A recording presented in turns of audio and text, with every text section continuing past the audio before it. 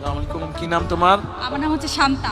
তুমি এখানকার ভোটার? জি, আমি এখানকার ভোটার। আচ্ছা, তুমি কি বলতে চাচ্ছ বলো এবার। আমি হচ্ছে গৃহিণী। তো আমি আদমজি ক্যান্টনমেন্ট কলেজ থেকে পাশ করে বের হয়েছি।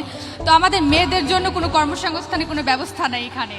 তো আমরা চাই মানে এই ভাষান থেকে ভাষানটেক এলাকায় আচ্ছা আচ্ছা, এই মহিলাদের জন্য কর্মসংস্থানের জি, ব্যবস্থা করা। মহিলাদের জন্য কর্মসংস্থানের ব্যবস্থা করার জন্য আর কি আপনার কাছে। কিন্তু এলাকার সমস্যা কি? অন্যরা যারা বলছে মোটামুটি সেটাই জি, সেটাই এলাকার সমস্যা হচ্ছে আমাদের মানে ক্যান্টনমেন্ট এলাকায় হচ্ছে আমরা সিভিল যারা আছি তারা মানে ভালোভাবে ঢুকতে পারি না, চলাচল করতে পারি না, মানে আমাদের স্বাধীনতা নাই। তো এটার জন্য যদি আপনি কোনো পদক্ষেপ গ্রহণ করতেন।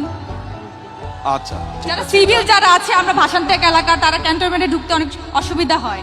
আচ্ছা ঠিক আছে, সেটা একটা সিকিউরিটির ব্যাপার হয়তো আছে, সেটা জি, জি, ক্যান্টনমেন্ট জি, অথরিটি জি, যারা জি, আছে জি। তাদের সাথে কথা বলে দেখতে হবে জি। তারা কতটুকু এলাকা করে, সেটা জি। সেটা হচ্ছে অন্য একটা বিষয়। জি।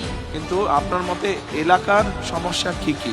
এক হচ্ছে মহিলাদের জি, কর্মসংস্থান, মহিলাদের আর কর্মসংস্থান। আর হচ্ছে আমরা যেমন গৃহিণী, তো আমাদের তো তেমন ইনকাম নেই, আমাদের হাজবেন্ডের তো তেমন ইনকাম নেই। তো আমাদের জন্য যদি কোনো একটা ব্যবস্থা করা হতো, যে কার্ড, ফ্যামিলি কার্ড দিচ্ছেন, যেমন রেশন কার্ডের একটা ব্যবস্থা করা হলে অনেক আচ্ছা, উন্নত হতো। আপনি কোথায় লেখাপড়া করেছেন বললেন? আদমজি ক্যান্টনমেন্ট কলেজ থেকে। আদমজি ক্যান্টনমেন্ট। আচ্ছা, তো ফ্যামিলি কার্ড যখন বলছেন আপনি, জি। এ ভাই কথা বললে কিন্তু শোনা যাবে না, আমাদের আলোচনাটা শুনতে হবে ভাই আপনাদেরকে। আচ্ছা, ফ্যামিলি কার্ড আমরা এতদিন কোনো সুবিধা পাইনি। ফ্যামিলি কার্ড, রেশন কার্ড, অনেক কার্ডই হয়েছিল এতদিন, সব সুবিধা থেকে বঞ্চিত ছিলাম ফ্যামিলি আমরা। কার্ড আগে কেউ দেয়নি তো? না, রেশন কার্ড দিয়েছিল। রেশন কার্ড তো অন্য জি, জিনিস, দিয়েছিল।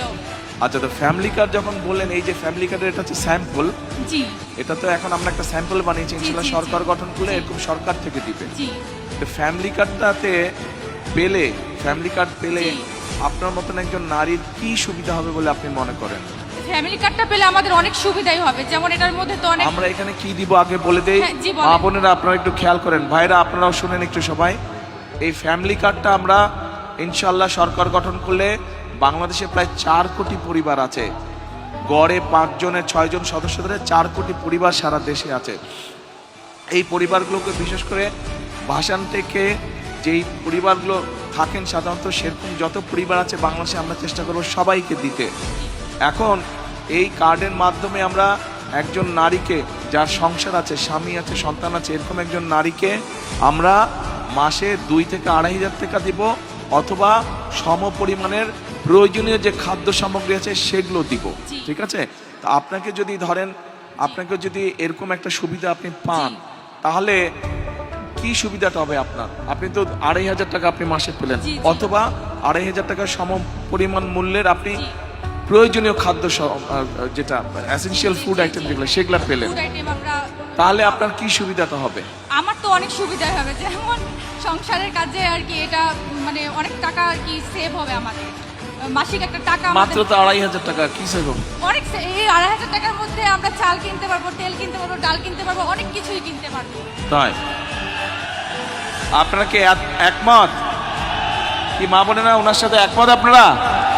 আচ্ছা, কিন্তু একমত যদি হন তাহলে এক মিনিট যদি একমত হন, এবং আপনারা যারা পুরুষ ভাইরা আছেন, আপনারা যদি চান আপনার মা বা আপনার স্ত্রীর হাতে এরকম একটি ফ্যামিলি কার্ড পৌঁছাক, বা আপনার বোন যে সংসার করছে তার হাতে ফ্যামিলি কার্ড পৌঁছাক, আমরা ফ্যামিলি কার্ড দেই, এইটা যদি চান তাহলে তো দুটো কাজ করতে হবে। এক, এখান থেকে বিএনপির প্রার্থীকে জয়যুক্ত করতে হবে।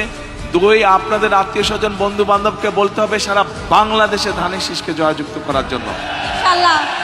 তাহলেই তো একমাত্র ফ্যামিলি কার্ড দেওয়া সম্ভব হবে, তাই না? ঠিক আছে, আচ্ছা বসেন আপনি এবার।